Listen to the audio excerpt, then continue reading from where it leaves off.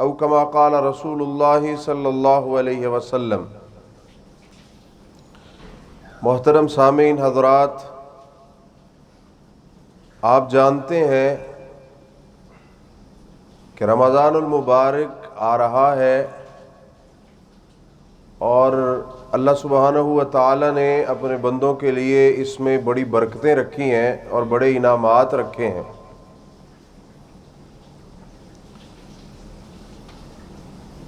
اس کی فضیلت تو ہم جانتے ہیں،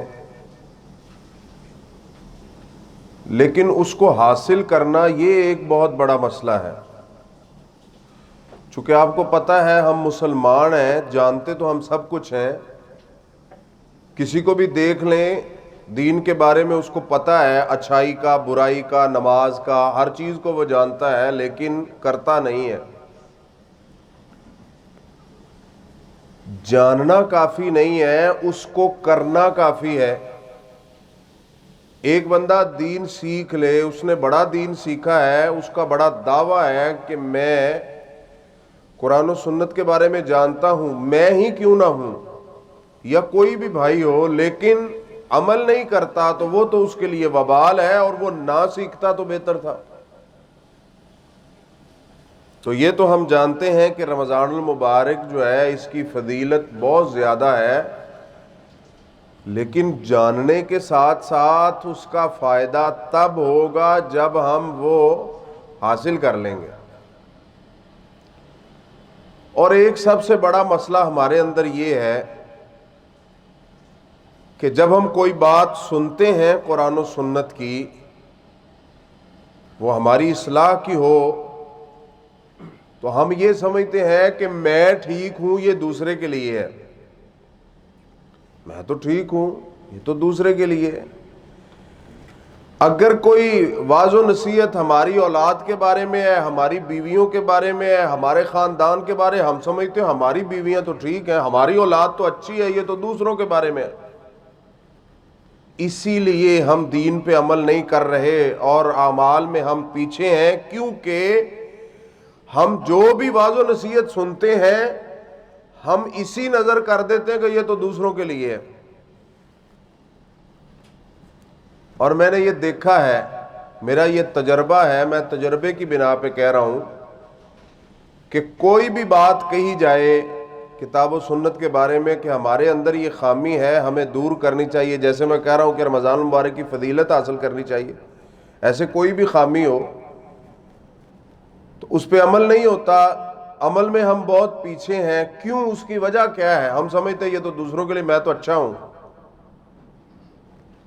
تو یہ جو بات ہے نا کہ میں اچھا ہوں، اگر میں اچھا ہوں تو پھر کیا، کس لیے یہ نصیحت کس لیے سن رہے ہیں ہم؟ اس لیے میں اچھا ہوں اس کو چھوڑیے، اور اپنے گریبان میں ہم دیکھیں کہ ہمارے اندر جو جو برائی ہے اس کو دور کریں۔ یہ تو وہ جیسے اردو میں ایک مقولہ ہے کہ چور بھی چور چور کر رہا ہے،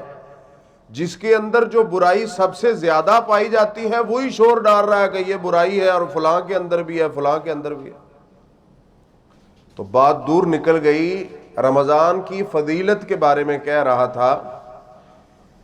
مثال کے طور پہ صحیح بخاری میں حدیث ہے کہ دو لوگ بیک وقت مسلمان ہوئے، اکٹھا انہوں نے کلمہ پڑھا، ان میں سے ایک سال پہلے ایک شہید ہوا اور ایک سال بعد فوت ہوا۔ تو جو ایک سال بعد فوت ہوا تھا وہ جنت میں پہلے چلا گیا۔ اللہ کے نبی صلی اللہ علیہ وسلم کے صحابی نے خواب میں دیکھا کہ وہ جنت میں پہلے چلا گیا، تو سوال کیا نبی صلی اللہ علیہ وسلم سے کہ بعد میں فوت ہونے والا پہلے کیوں چلا گیا جبکہ دوسرا پہلے شہید ہوا ہے اور کٹھے مسلمان ہوئے ہیں؟ تو اللہ کے نبی صلی اللہ علیہ وسلم فرماتے ہیں کہ اس کو رمضان المبارک ملا تھا، ایک سال اس کو زائد ملا نیکیاں کرنے کے لیے۔ تو اس لیے بجائے ہم اپنی زندگی کے یہ لمحات برباد کریں، لوگوں کے پیچھے پڑیں، اس کے عیب اس پہ تنقید، ہمیں چاہیے ہم اپنی اصلاح کریں اور کوشش کریں کہ یہ جو ہماری زندگی کے قیمتی لمحات ہیں ہم ان کو حاصل کر لیں۔ صحیح ابن خزیمہ حدیث نمبر 1996 اور صحیح ابن حبان حدیث نمبر 3479 ہے۔ حضرت ابو ہریرہ رضی اللہ تعالیٰ عنہ فرماتے ہیں اللہ کے نبی صلی اللہ علیہ وسلم نے فرمایا لیس الصیام من الاکل والشرب، کہ روزہ یہ نہیں ہے کہ صبح سے لے کر شام تک کچھ کھانا نہ اور صبح سے لے کر شام تک کچھ پینا نہ۔ ہم نے یہی سمجھا ہے نا، ہم سمجھتے ہیں روزہ یہی ہے کہ صبح جب اذان ہو اس سے پہلے کھا لیں اور مغرب کے بعد کھائیں۔ اللہ کے نبی صلی اللہ علیہ وسلم کیا فرما رہے ہیں؟ لیس الصیام من الاکل والشرب، صرف کھانا پینا چھوڑ دینا یہ روزہ نہیں ہے۔ صبح روزہ رکھ لیا، نماز پڑھی نہیں ہے، صبح روزہ رکھ لیا، مسجد میں آیا، نماز پڑھی، اس کے بعد کیا کیا؟ انما الصیام من اللغو والرفث، اللہ کے نبی صلی اللہ علیہ وسلم فرماتے ہیں روزہ تو حقیقت میں لغو، بےہودہ، بے حیائی کی باتوں سے بچنا ہے اور جنسی خواہشات سے بچنا ہے۔ روزہ اصل میں کیا ہے؟ بے حیائی، برائی، بےہودگی اور جنسی خواہشات سے بچنا، یہ روزہ ہے۔ اب ہم نے روزہ رکھا ہوا ہے، غیبت کری جا رہے ہیں، روزہ رکھا ہوا ہے، چغلی، حسد، بغض، کینہ ہمارے دلوں میں بھرا ہوا ہے، روزہ رکھا ہوا ہے، لغویات، لغو باتیں جن کا کوئی فائدہ نہیں ہے، ساتھ روزہ بھی رکھا ہوا ہے۔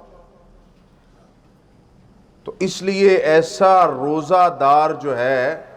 اس کو کچھ نہیں ملتا سوائے بھوک اور پیاس برداشت کرنے کے۔ اس کا مطلب یہ ہوا کہ جو روزہ کی حالت میں ہے اس سے بڑا محتاط رہنا چاہیے۔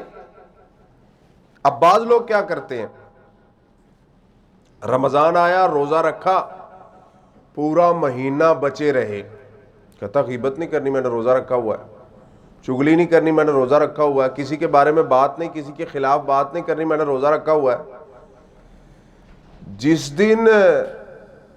عید آئی اور وہ گزر گئی، رمضان گزر گیا، اس کے بعد کہتا یار پچھلا مہینہ تو کچھ کیا ہی نہیں ہے، روزہ تھا لہذا اب سب کچھ جائز ہے۔ یہ تو بڑی عجیب سی بات ہے کہ کس نے جائز کیا ہے کسی کی غیبت کرنا؟ حقیقت میں اللہ سبحانہ و تعالیٰ نے پورا مہینہ ہمیں یہ سکھایا تھا کہ پورا سال ہم رکے رہیں، لیکن ہم نہیں رکے۔ لعلکم تتقون پہ ہم نے عمل نہیں کیا۔ اس حدیث سے یہ ثابت ہوتا ہے کہ جو روزہ رکھ لے وہ پھر روزے کا خیال رکھے اور وہ لغویات، بیہودہ باتیں، جنسی خواہشات اور ہر قسم کی برائیوں سے محفوظ رہے، ایک مہینہ اس کی پریکٹس کرے اور پھر اس کے بعد پورا سال اس کے اوپر عمل کرے، پھر اس کا روزہ اللہ سبحانہ و تعالیٰ کو قبول ہے، اور پھر پتہ چلے گا کہ واقعتاً رمضان آیا اور اس کو اللہ نے تقویٰ دے دیا۔ اللہ کے نبی صلی اللہ علیہ وسلم کی حدیث ہے، آپ فرماتے ہیں مسند احمد کے اندر حدیث نمبر 9685، سنن دارمی کے اندر، قال نبی صلی اللہ علیہ وسلم کم من صائم لیس لہ من صیامہ الا الظمأ، اللہ کے نبی صلی اللہ علیہ وسلم فرماتے ہیں کتنے ہی ایسے روزہ رکھنے والے ہیں جن کو پیاس کے سوا اور کچھ نہیں ملتا۔ حقیقت میں تو یہ ہے کہ ہم پیاس اور بھوک برداشت کریں، تو جب ہم روزہ افطار کریں اور رمضان گزر جائے تو ہمیں رمضان کا ثواب بھی ملنا چاہیے، ہمیں تقویٰ بھی ملنا چاہیے، ہمارے ایمان کی مضبوطی بھی ہمیں ملنی چاہیے، لیکن اللہ کے نبی صلی اللہ علیہ وسلم فرماتے ہیں روزہ رکھ کے لغویات سے نہ بچنے والا، شریعت کا خیال نہ کرنے والا، اپنی خواہشات کے مطابق زندگی گزارنے والا، یہ ایسے ہے جیسے اس نے روزہ رکھا ہی نہیں ہے، اس کو کوئی فائدہ نہیں ہوا۔ اب کچھ لوگ ایسے ہیں جن کو اللہ سبحانہ و تعالیٰ نے رخصت دے دی ہے کہ وہ روزہ نہ رکھیں، بعد میں رکھ لیں۔ ایک تو جیسے قرآن میں اللہ تعالیٰ فرماتے ہیں کہ جو سفر پہ ہو اس کو اللہ سبحانہ و تعالیٰ نے رخصت دے دی ہے، وہ اور دنوں میں رکھ لے۔ اس کے ساتھ ساتھ اور بھی لوگ ہیں، جیسے جامع ترمذی حدیث نمبر 715، سنن نبی داؤد حدیث نمبر 2408 ہے، قال رسول اللہ صلی اللہ علیہ وسلم ان اللہ وضع شطر الصلاۃ والصوم عن المسافر، جیسے اللہ سبحانہ و تعالیٰ نے مسافر سے آدھی نماز معاف کر دی ہے اور روزہ اس کو چھوٹ دے دی کہ وہ بعد میں رکھ لے، اللہ کے نبی صلی اللہ علیہ وسلم فرماتے ہیں ایسے ہی اللہ سبحانہ و تعالیٰ نے عن المرضع، جو دودھ پلانے والی ہے، اول حبلہ،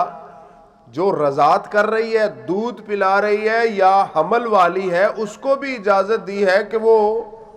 اگر رمضان المبارک کے روزے نہیں رکھ سکتی گرمی کی وجہ سے اور بیماری آ جانے کی وجہ سے، تو پھر وہ اور دنوں میں ان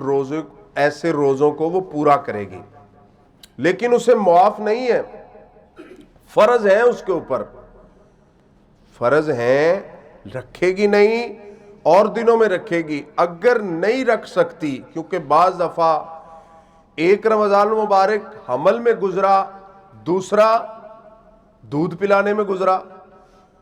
تو پھر اس صورت میں اس کے پاس یہ عذر ہے کہ وہ روزہ نہیں رکھ سکتی۔ اب وہ اس عذر میں اللہ سبحانہ و تعالیٰ نے قرآن میں فرمایا کہ پھر وہ مسکین کو کھانا کھلائے گی۔ اور عبداللہ بن عباس رضی اللہ تعالیٰ عنہ سے صحیح بخاری کے اندر حدیث ہے کہ ایک روزے کے بدلے میں ایک مسکین کو کھانا ہوگا، ایک روزے کے بدلے میں ایک مسکین کو کھانا ایک ٹائم کا، یہ نہیں کہ ایک روزے کے بدلے میں ایک مسکین کو ایک مہینہ یا ایک سال، ایک ٹائم کا کھانا ایک روزے کے بدلے میں جب ہم کھلا دیں گے تو وہ کافی ہو جائے گا۔ اب کچھ لوگ ایسے ہیں جو رمضان آیا اور وہ بیمار تھے، روزہ نہیں رکھ سکے، اتنے بیمار ہو گئے 10 رمضان کو یا 15 کو کہ وہ روزہ نہیں رکھ سکے اور اسی بیماری میں وہ فوت ہو گئے، 1 مہینے بعد 2 مہینے بعد جب بھی وہ فوت ہوئے، روزہ رکھنے کی طاقت نہیں رہی ان کے پاس اتنی قوت نہیں تھی، تو اللہ کے نبی صلی اللہ علیہ وسلم کی حدیث ہے، صحیح بخاری حدیث نمبر 1952 اور صحیح مسلم حدیث نمبر 1147، ان عائشہ رضی اللہ تعالی عنہ ان رسول اللہ صلی اللہ علیہ وسلم قال من مات وعلیہ صیام صام عنہ ولیہ، کہ جو فوت ہوا اس کے اوپر روزے تھے تو وہ روزے اس کی طرف سے اس کے ولی رکھیں گے، کیونکہ اب ولیوں کو صرف یہ حق نہیں کہ وہ فوت ہوا اور اس کی جائیداد اور وراثت لے لی، فوت ہونے والے کے بھی تو حق ہے نا، اس کا قرض دیں، اس کے جو روزے ہیں اس کی طرف سے رکھیں، ٹھیک ہے، اگر اس کے اوپر حج تھا فرض تو اس کی طرف سے وہ کریں۔ اب ادھر ایک سوال پیدا ہوتا ہے کہ اس کا مطلب ہے کہ میت کی طرف سے نیکی کی جا سکتی ہے، تو یہ شریعت کے اندر روزہ اور حج، اس میں اللہ کے نبی صلی اللہ علیہ وسلم نے نیابت بتائی ہے، یعنی اپنے وارث کا نائب بن کر۔ کیسے یہ کر رہا ہے اپنے وارث کا؟ مثال صحیح بخاری میں حدیث ہے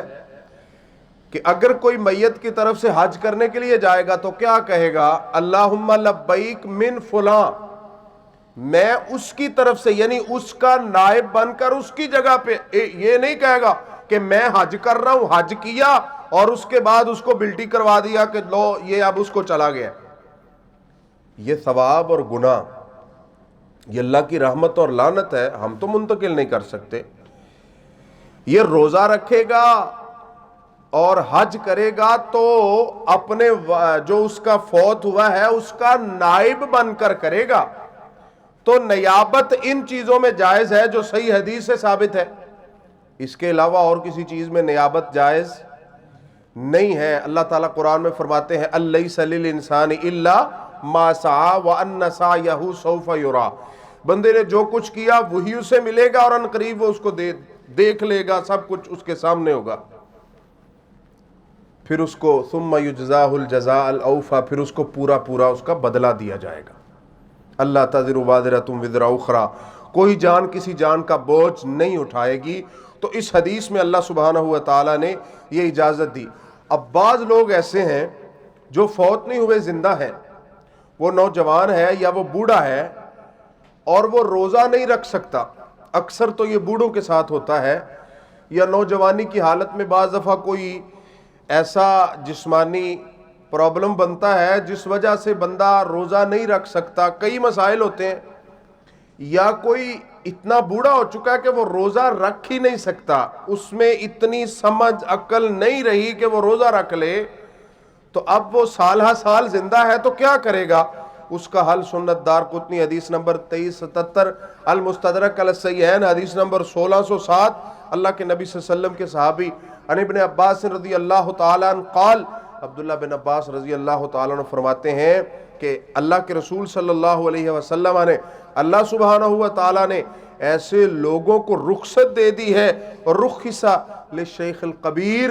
جو اتنا بوڑھا ہو چکا کہ روزہ نہیں رکھ سکتا، اس کو شریعت نے رخصت دے دی ہے۔ اب وہ کیا کرے گا؟ یطعم علی کل یوم مسکینا ولا قضا علیہ، وہ ہر ایک دن کے بدلے میں مسکین کو کھانا کھلائے گا، اس کے اوپر قضا نہیں ہے۔ میں یہ سوچ رہا تھا کہ ہم سفر کو نکلے، شریعت نے کہا روزہ نہ رکھو، بوڑھے ہو گئے، شریعت نے کہا کوئی بات نہیں نہ رکھو، اگر ہماری مائیں بہنیں ان کو کوئی شرعی مسئلہ بن گیا، رضاعت کا ہے، حمل کا ہے، شریعت نے کہا کوئی مسئلہ نہیں روزہ نہ رکھو۔ اب اتنی چھوٹ کے باوجود کوئی ہٹا کٹا نوجوان ہو تو وہ روزہ نہ رکھے، یہ کتنی غلط بات ہے، کتنی بغاوت ہے اللہ سبحانہ ہوا تعالیٰ سے، اور کتنا واضح انکار ہے شریعت کا کہ اللہ تعالیٰ نے ہماری ہر مجبوری کو مد نظر رکھتے ہوئے ہمارے اوپر اتنی شفقت اور محبت کی ہے کہ ہم سوچ بھی نہیں سکتے۔ اب بعض لوگوں نے یہ وتیرہ بنا لیا ہے کہ جب رمضان آتا ہے وہ بہانے لگانے شروع کر دیتے ہیں، بہانے لگانے شروع، کام کر رہے ہیں 12 14 گھنٹے کام کر رہے ہیں، ابے تو نے روزہ کیوں نہیں رکھا؟ کہتا بس میں بیمار ہوں، کیا کروں، دل تو بڑا، اب جھوٹ کیسے بول رہا ہے، دل تو بڑا کرتا ہے کہ میں روزہ رکھوں، لیکن